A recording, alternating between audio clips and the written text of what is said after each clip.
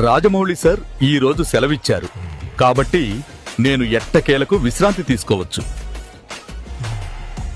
Global star Ram Charan ఆ కొండపై dance చేస్తున్నాడు. ఈ సింహం ఎక్కడుంది? హే షేరు, నువ్వెక్కడున్నావు?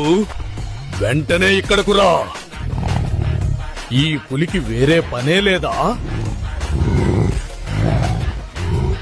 ఈ పూట మళ్లీ ప్రత్యక్షమైంది.